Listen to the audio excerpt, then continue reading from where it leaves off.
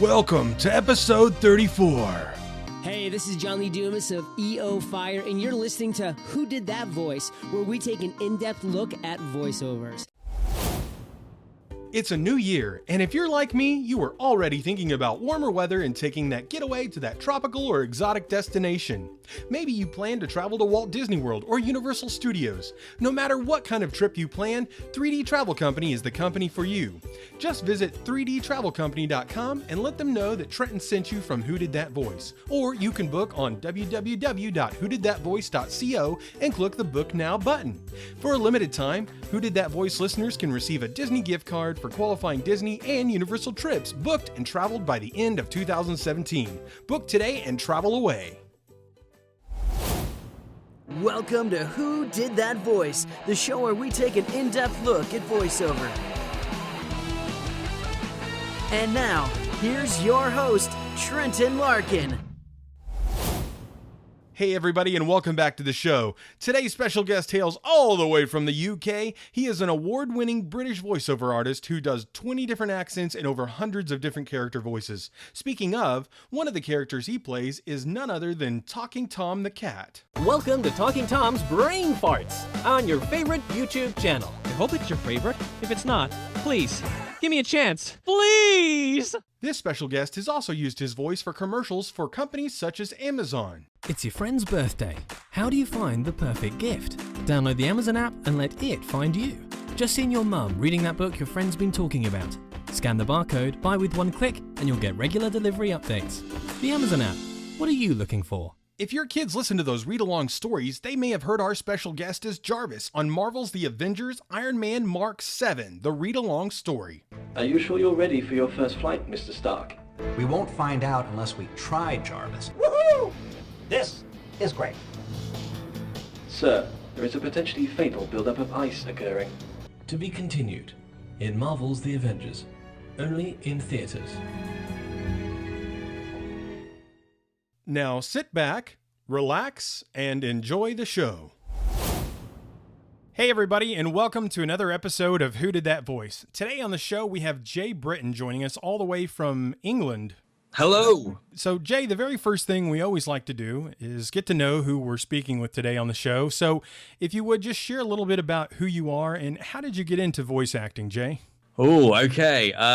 So I'm me. I'm Jay Britton. I'm 31. I live in, as you said, England. I live in the countryside. So I've got a studio at the bottom of my garden. And prior to voiceover, I actually had a 12-year, 13-year career in IT. I always wanted to do voices. I always wanted to be a voice actor. But probably like most of us, when I got to kind of college age, I thought I should probably go and get a proper job. Which I now immediately regret. So I actually went off and did IT for 12 or so years. I'd always performed throughout my life, be it theater or being in a band. Everyone has to be in a band at some point. I did a lot of singing and musical theater as well.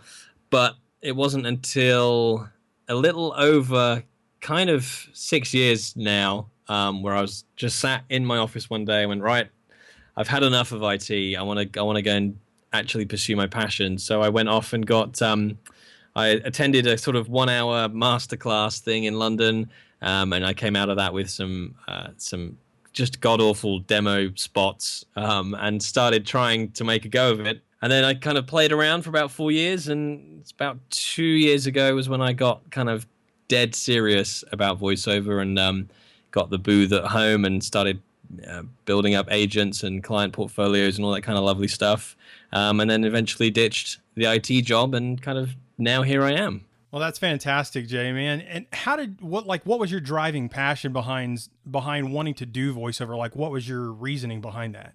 I guess kind of twofold, really. The first was just, and I hate to call them silly voices because they're not really. They're so much more than that. But I was the guy at school who was, I did all the voices and I was the crazy character, and just because it's just me. It's who I am at my core. Whether I was a voice actor or not, I would still be wandering around my house, breaking into song at any moment and just talking to myself in various different voices. I remember I have a very vivid memory of being like a 12-year-old kid walking down the stairs having an argument between a German scientist and his henchman about the state that the henchman had left the laboratory in. So I think it's kind of just that's who I am at my core. Is I am the voices guy. And then this kind of second part of it was, we all reach a certain age, and for me it was when I got to the end of my 20s, and I had what I thought I should have in order to feel successful. I had my wife, I had my son, I had a very nice house and a nice car on the drive, but I was just miserable. And it was that kind of point where I went, right, I'm nearly 30. If I'm going to make a change, let's make a change. And a big driver was not wanting to get to 50 and 60 years old and look back and have regret of doing a career for my life that I didn't absolutely love. So that became a driving force. And my son as well. I wanted to set him the example of don't go for the money, don't go for the secured job, just go for whatever brings love and passion into your life and do that. So he kind of was a big part of that switch in mindset as well. Well, that's really wonderful to hear, Jay, because it's really important to know that what you're doing is what you love, because when you love it, it isn't work.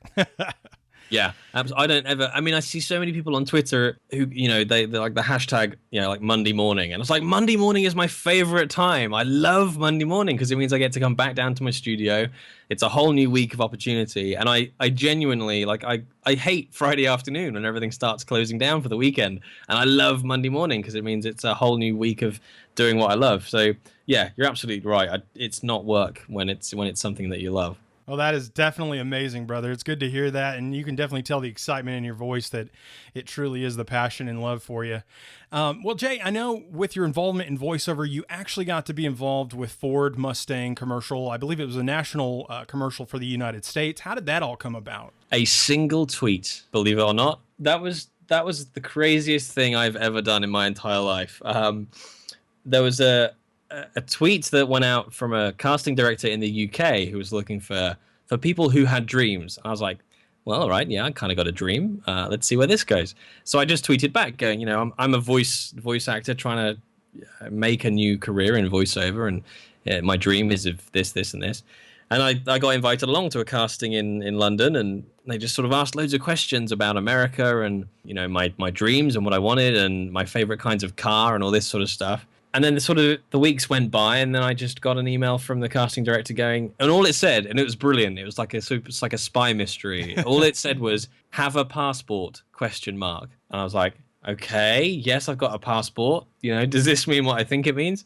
And then kind of over the couple of weeks after that, it all transpired that I'd booked it, and I was off to San Francisco to film this Ford Mustang documentary. It was really, there was 12 of us, and they kind of each did a little documentary about us and our dreams, and it involved chefs cooking us omelets on the sidewalk, closed down streets in like downtown San Francisco, and driving through in these Ford Mustangs. Like at the time they were the prototype Ford Mustangs with a police escort. I mean, it was just insane.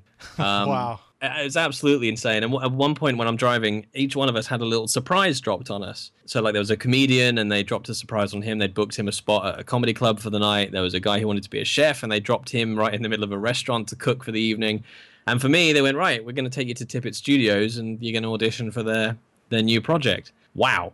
So yeah, I just about managed to keep the car on the road. So we went off, and we did that audition, and then it was basically cut and turned into this commercial for Ford Mustang, all about, get yourself a Mustang moment. And it was, a commercial that went out in the States, but there is like a 3-minute documentary of like my experience of that, online on YouTube, and you can watch all the other guys and their experiences as well. And they're really, really interesting things. Well, that is most fantastic, man. It's way more involved in depth than I had realized.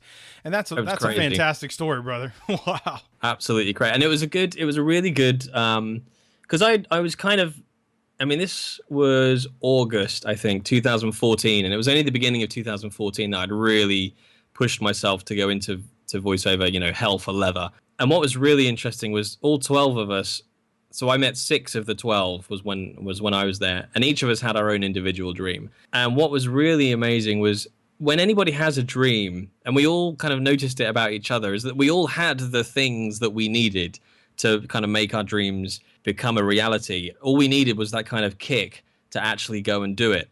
And this, filming this Ford Mustang thing was exactly that kick, and it was really inspiring just to meet these people with dreams.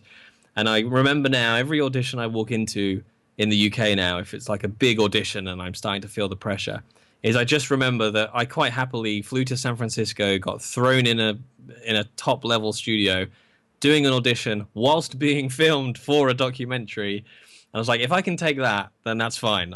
This audition is nothing. I can cope. So it was just one of those like seminal moments in life where everything came together. It was mind blowing, as you can tell, because I'm rambling on about it. No, man, that's fantastic. You can really tell that it really impacted your life, and it kind of feels like it was kind of a Kickstarter of sorts for you to kind of get that push, like you said you needed. And what better way to do it than in a Ford Mustang? Well, yeah, they didn't let me keep one. That's the only thing I was annoyed. Darn. I know. Yeah. Hey, they're gonna send it back overseas with you next time. No. Yeah, I think so. Well, I know, dude, that was amazing, by the way. Thanks so much for sharing that. And it was way more in depth than I had realized, like I mentioned before, but that's a fantastic story. I know you actually have been involved with Talking Tom, which some people are probably very familiar with. How did that project come about where you kind of voiced Talking Tom? And I know you've also done some motion capture as well, and I believe that kind of plays into it as well, I believe. That was an interesting one, and it's funnily enough, it's now one of the lessons because now I coach guys getting into voiceover, and it's one of the things I coach about is that sometimes the value of a job is more than the money they're going to pay you. So Talking Tom actually appeared on a casting website in the UK for an okay rate. It wasn't particularly amazing. I thought, it's animation. And I looked into Talking Tom and kind of what it was all about, and I spotted kind of movie deals being talked about in TV series. So I was like, well, I'll give this I've been drinking, it's late. I'll give this a shot. So I auditioned and booked it, and then kind of within, I think, 2 or 3 weeks of starting, like you say, just as voice for animations that already existed, the production team went, you don't also do facial capture, do you? And I was like, yeah, as a matter of fact, I can do facial capture. So we then started filming over webcam. I would do the voice and the face in my voiceover booth at home, and that would animate Tom. And then a couple of weeks after that, they went, you don't happen to do full body motion capture as well, do you? And I said, yes, I can. And then all of a sudden, I think maybe 2 weeks after that, I was flying out to Slovenia to the offices of the company who make Talking Tom, and they'd built out a motion capture studio, and I was doing full-bodied full performance capture. So that's I wear a suit capturing my body, a microphone capturing my voice, and a webcam, or a more advanced webcam strapped to my face that captures my facial animations, and then that all gets pumped into driving Talking Tom, the beloved Talking Tom. Wow, that is so interesting. I had not really heard anything about motion capture from somebody personally. I've seen different documentaries and stuff. What are all the different dots? Because I know they put different like markers or something on the face and around the body, of course, as well. But especially it seems as it's gotten more and more of an expertise, I guess, for the people that are doing it. There seems to be more and more things they add to the actors' bodies now. Yeah, and I think it's... The thing is with motion capture is there's a lot of different technologies as well. There isn't a single standard way of doing motion capture. So the ones you see with the dots, that's where you have cameras with infrared, and they're just picking up where the light bounces off the dots on your suit. Okay. The Talking Tom stuff is actually I don't know exactly what technology they use, but it's not camera based. It's how can I describe it? So you still wear a suit, and there are... Do you have Tic Tacs in the States? The little box full of mints. So there's sort of those size boxes attached to the suit, like on your arms, your legs, your chest, and they actually they detect the movement, and they send the data back to the computer. So rather than a camera watching you, you're actually wearing sensors that detect the movement and send it back. So that's another kind of way of doing it. And you're right. As the technology evolves, more and more stuff happens in terms of being able to facial capture.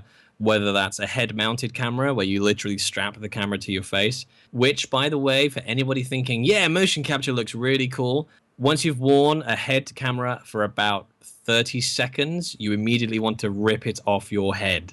They are the most uncomfortable things in the entire planet. Wow. And then imagine wearing them for like 6 hours. They're not much fun. Or you can do marker-based facial capture where they just draw dots on your face and they pick that up from a camera. So there's lots and lots of different ways of doing it. And you've got, the very, very high end, which is that full performance capture where it's body, voice, and face all done in real time in one go. And then you've got kind of the piecemeal way of doing it where you might get one actor to drive the body and then another actor comes in and does the voice. And you could get someone just sat on a chair to do the face animation. So there is loads of different ways you can slice the technology up to get different results depending on time and budget and all that kind of lovely stuff. Absolutely, Jay. Well, thank you so much for kind of diving into some of the different aspects and giving us a better understanding of what it actually is. So thank you very much for that. I love it. I'm a bit obsessed with motion capture because it's really interesting from a voice actor's perspective because all of a sudden you're given something extra to do a performance with, because obviously I'm used to it just being my voice. And somebody goes, oh no, here you can have a body now. You can show us your emotion with your body as well. So it's really exciting, and it's a really unique performance art as well. It's very much like theater, but you have no set, you have no costume, you have props, but they might not resemble anything like the actual item it's supposed to be. So it's a kid's playground, and it's really, really interesting working in motion capture. If anybody ever gets the chance to go and just do a motion capture course or go and watch some live motion capture, it's really, really cool stuff. Well, that's awesome, Jay. Have you thought of trying to get into Star Wars? I know they use that quite a bit now with the motion capture. It's tempting because, of course, a lot of it is done at Pinewood Studios, which is only about an hour and a half from my house. So I might just have to camp out there with business cards until someone goes, God, will you get that man in out of the rain and give him a motion capture soup or something? Hey man, that would be fantastic. If that happens, I definitely want to know it. It's the never-ending actor's hustle. That's all it is. Absolutely, man. Well, Jay, thanks so much for sharing that with the motion capture information, man. That's definitely interesting. It's a field that I haven't really known about, but I've definitely been interested in knowing more about it. So thank you so much for sharing all of that. I know you were involved with Game of Thrones, which is a huge entity that people are in love with. In fact, my wife and I absolutely can't get enough of the show. And you do ADR work, which is the audio dialogue replacement for that show. And what type of work for them have you done? What kind of replacement work for them? So that really varies. ADR is a really interesting thing. The vast majority of the stuff that we did on Game of Thrones was it's all the battle cries, and it's the deaths, and it's the it's the men on fire, it's all that kind of stuff, which for anyone who doesn't kind of know how it works, if you watch an episode of Game of Thrones and there's I'm trying to think of one of the. Are you fully up to date? Because I don't want to accidentally give up. Yeah, I am. Like when the Boltons hung the men upside down and they were burnt and filleted. And... yeah, so I think this should be pretty safe because this is season 5 stuff. For example, in a scene where you have a massive battle, so in season 5, I don't know if you remember, there's the White Walkers attacking this fort in the snow, and they're trying to evacuate everybody off on the boats and get them out to the ships. So you might have, there's a bit in there where there's thousands of White Walkers piling over the cliff and they fall down into the fort. Yeah, that was crazy. That's actually, all the noise there is actually generated by 10 people. That's 10 guys in a studio in London, and we loop round and round and round and round and round doing different screams and shouts and death cries that all gets kind of built up and up and up to make that sound. So that's the bulk of what the ADR work was. And then you have your individual shout outs. So in the battle scenes, for example, I don't know, if Jon Snow slices a White Walker across the neck, they'll go, right, Jay, we need a death here for this White Walker that Jon Snow attacks. So you have the big cinema screen in front of you and you watch the scene, and then when Jon Snow sticks a sword through your neck, you make all the requisite sounds and you die horribly. It's really challenging vocally, especially when they, as we did in season 5, right, these guys getting set on fire by the dragon, you're up. And as you can imagine, when you get set on fire, you're going to scream pretty loudly, and you can't fake it. So you have to scream as if you've been set on fire. So it's it's quite challenging, and it involves a lot of improvisation as well, especially if you're doing background chatter in a battle camp. And it's right, we just want guys walking past talking about the battle or packing up to move. So you got to improv all these lines.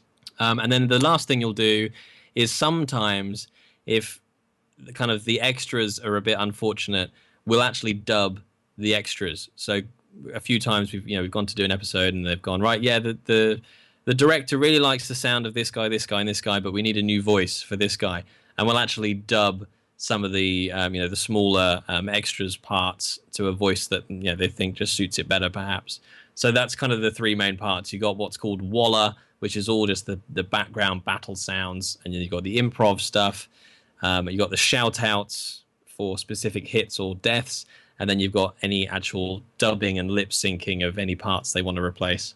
Wow, man, that's amazing that you got to be a part of that. How did that role come about for you? I trained over here with an ADR academy called Louis Elman Academy, who are just a fantastic bunch. And Louis Elman over here is a very well-known ADR director. So after I trained with him, and I guess he must have liked what he saw. So I got a call, a couple of months later, going, hey Jay, can you come down and do Game of Thrones? I was like, and at that point, actually, I had never watched Game of Thrones. So this was season 5, and I was supposed to be doing Valerian. So I needed to kind of know what that sounded like. So I binge watched 4 seasons of Game of Thrones, trying to pick up this language. And then when I got there on the day, they were like, no, it's fine. You're going to be English. And I was like, oh, fine. Okay. I've got brilliant Valerian ready to go, but that's fine. Well, you have it for some other day when they need Valerian. Exactly. Yeah. That's awesome. I'm glad you were able to get to be a part of that, because that show for me is huge. And to know that I've been watching this show and that you're involved with it, it just makes it that much more, hit home for me. So it's awesome that you're involved with that. Yeah, it's a good one. Well, Jay, not only have you been a part of TV shows, commercials, and some animations, but you've also done some video game voiceover work for a game called The Dwarves, I believe. Is that correct? Yes, that's right. It's out. I think it's out this month, actually. Now, yes, it's so long between when I do the voices when the games come out. I lose track all the time. But I think that's actually out this month now. Okay, fantastic. Could you tell us just a little bit about the game and kind of what you did in the role that you played, or the roles you played? Yes, I think so. None of it's under NDA. It's fine. That's the biggest problem working in games. It's like, can I? Can't I? Yeah. So the dwarves. I think technically it's literally just called Dwarves, and I'm gonna look it up real quick because it's actually a game adaptation of a really well-known book series. Okay. And they've now it was kickstarted by I'm trying to think what the company name evades me for now, but it went on Kickstarter and it earned it raised an amazing sum of money on Kickstarter, and it's now become this game. And it's sort of what would you call it, like a top-down role-playing game, a bit like Diablo, if anyone kind of knows Diablo out there. It's that kind of style of game. Yeah. And I play 3 characters in it. I play 2 characters which have fantastic names of Jolasin and Famosulnudin. It's brilliant. Luckily, I never had to say my name in the recording, so I didn't have to trip over them too much. And then I play another character called Thief Brother. And yeah, I can't give away too much of the story, but they're all pretty interesting characters. In fact, I think the first 2 are pretty much baddies. And then the third one, the Thief Brother, is kind of just a guy trying to make his way in the world. It's very sort of Lord of the Rings-esque in its story, in terms of you've got this band of dwarves that are sort of fighting against this evil force that's overtaking the land. And the Thief Brother is a guy who runs a gang of thieves who are just sort of trying to make their way in the world as it falls apart, really. And he comes across these dwarf characters and gets embroiled with all of them as well. And the other 2 guys are just bad people doing bad things who may or may not get their comeuppance depending on what the player does. Oh, cool. So it's kind of depending on what choice you make in the game, kind of changes the roles up a little bit potentially. I think so, yeah. Okay. Well, that's cool. I like when games give you that option to kind of make your own story. So that would definitely be a fascinating game to play. What kind of advice would you give to someone who might be looking to pursue voiceover?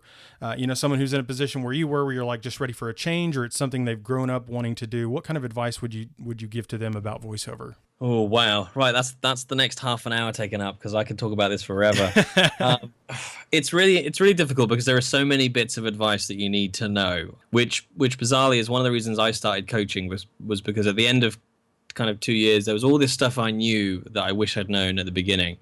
I think the first piece of advice I always have for anybody is forget the silly voices, forget the fun in the booth, forget that it's a creative enterprise. If you want to go into voiceover now in 2016, unless you are extremely lucky, and I mean that you just happen to get cast in something that blows you out of the water, day one and you become a household name, or if you've got pipes like Barry White or James Earl Jones where you're just blessed with an amazing sound, is you are starting a business if you go into voiceover now. You have to build it like a business, you have to market it like a business, and you have to think of it very much like a business. And being self-employed, even in something that you love, the second bit of advice is understand it's really, really, really hard work. I'm very, very fortunate because I've got very, very far in what is in industry terms, a pretty short amount of time. I mean, like now, to be able to be full-time in 2 years and, have all the agents that I've got under my belt that I need and all that kind of stuff is unusual to do it in 2 years. I mean, 5 years is what you kind of have to think of as a minimum to get to a position in voiceover. So it's an investment of time. And I worked myself to the bone for 2 years. I was doing like 16-hour days every day, just hustling. And it is a constant hustle. It's a constant looking for work, finding contacts, going to networking events, working on your marketing. It's something that is all consuming. So if you want to get into voiceover, you can do it. That's the overriding thing, is you can do it, but you need to know that it's going to be really, really hard work. It's going to take a lot of effort. And unfortunately, as kind of time goes on, it's getting harder and harder because there are more and more people that want to do voiceover now. So yeah, be prepared for the hard work, treat it like a business. And if you know those two things straight off the bat, you're a step ahead of everyone else. But get some performance experience. That's the other thing as well. I'm very fortunate because although I had a 12-year career in IT, I can sing, I've done theater, I've done musical theater, I've done plays. I've got performance experience, which is what you need because it's voice acting, which is always the thing that kind of, it's this thing is voice actor has become a term, but it's just acting. It just so happens to be, your voice. I know there's not a single voice actor I know that couldn't be just at home on TV or on the stage because ultimately they are just good actors. So get performance experience, get improv experience, get to a position where you're very comfortable with performing in front of people because it's really daunting, especially as a voiceover because you're very isolated. Especially in an audition, you go into a booth on your own. There's just you and the microphone, and there could be. I was in an audition a couple of weeks back for an animation series, and there was 1, 2, 3, 4. There was 5 people the other side of the glass, and you feel like you're an animal at the zoo. They're all just looking at you, going, "Right, perform, monkey." So it's really daunting, and you've got to be confident in your own abilities, and it's a bit like stepping out onto a stage. When you go into the booth to do an audition. It's very exposing. So get some performance experience, get up on the stage, because that will all put you in good stead. But that's probably enough. That's probably 3 tidbits that should help. And get a coach. If you want to get ahead, get a coach, because that will fast track you to knowledge you need about the industry or performance style, et cetera, quicker than trying to figure it out on your own. Thanks so much, Jay, for sharing that knowledge with us because, coming from somebody who has that firsthand experience and, like you said, somebody who has accelerated so quickly in the industry, the knowledge that you've attained is definitely far exceeded the time you've probably been in the industry. So yeah, it's been a wild ride. It is getting late. It's been a wild ride. And I think that's the other important thing as well is there's a lot of people out there with fantastic voice experience, but there's danger in listening. How can I put this the right way? You need to listen to people who know what it takes to start in the industry now. People that have been in the industry for 30 years will have great knowledge about the way business works and performance, but they started their business in an age where Twitter didn't exist, where websites didn't exist, or if they've come up through radio, for example. So it's really important that you surround yourself with either other voice actors who are going through the same stuff, or people who kind of understand what it takes to start, in the voiceover business in the recent past, with social media and websites and all this competition now and the pay-to-play websites and all that kind of stuff. So try and get hold of knowledge that's as fresh and as relevant as possible as well. Oh, that's a good word. Something I really hadn't thought about myself. So thank you for bringing that to our attention, because there is a lot of change in the industry, but also technologically that does play a part in the industry now because of us keeping so connected with one another on social media and stuff. So I appreciate you bringing that to light, because that's not something I had even thought about. So yeah, I mean, it's huge. I mean, the amount of work I get through Twitter alone is it's insane. And then you've got the technological challenges of having a home studio. There are so many ways now for production companies to connect to your studio. So there's a whole technology angle you need to get your head around to have a home studio and be able to run that efficiently as well. So the biggest tip I can give above everything is just surround yourself with other voice actors and other voice talent, especially ones who are kind of going on a similar journey, because the voiceover community, bar none, is the friendliest community I've ever known. Everyone will help you out. Everyone will give you a hand. I mean, I got sent an audition today through one of my best mates in the States. His agent sent him something, and he thought, do you know what? I think Jay would be good for this. He calls me up on Skype. We have a nice chat, and he sends over the audition. Even though it may conflict with his audition for the same job, he's like, no, man, just stick it in. So it's such a friendly community that's really going to be your greatest ally, because not only do they help you figure out where you need to go, they will be a shoulder to cry on when you have to go through the inevitable rejection that comes with being an actor. Well, that's most excellent to hear, that there is such a unity and almost a family atmosphere among all the voice actors. So thank you for sharing that with us as well. Well, Jay, do you have any up-and-coming projects that you can speak about? Something that doesn't have a non-disclosure agreement on it? That's a really tricky one. Oh, God. I'm trying to think. There is only one I know that I can speak of. Okay. It's like thinking about like Voldemort and Sauron. It's like the things that shall not be named. There's one that I have that has literally, it's just come out. So it's kind of coming up because it's only just come out. But that's a video game called The Turing Test, which is phenomenal. If anybody likes Portal or the Talos Principle or those kind of games, go and check out The Turing Test, because it's phenomenal. I only knew my part of the story, and I didn't realize one of my friends had also been cast in this game until after we'd recorded. So we both knew each other's parts of the story, but we didn't know the story end to end. And we stupidly decided to stream us playing the whole game for 7 hours, and we finished at 3 a.m. But we did it from start to finish, and we kind of learned the story on the way, and it's mind-bendingly brilliant. It's really good. So go and check out The Turing Test. I play Captain Daniel McLean and his brother, Chris McLean, in the game, so that's me. I got another game coming up called, this is all semi under wraps. It's publicly known, but there's not much information out there in terms of release date. But it's a game called Spirit City, which will actually be myself, a little unknown actor who I don't think anyone's ever heard of, called Troy Baker. He's some guy from the States, I don't really know. So it's me and him and another guy who's relatively unknown, called Lance Reddick. He's in it as well. So that's coming up with the three of us, and another lovely lady called Alex Wilton Regan, who was in Mass Effect and Dragon Age. She's phenomenal as well. She's a British actress. So that's coming up. I think we're due to start on it this year.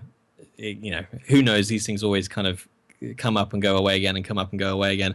So it is happening. It's called Spirit City. It's a VR game, so for virtual reality, which is really interesting, because that's going to be performance capture as well. Some degree of motion capture. We're not quite sure yet how it's going to work.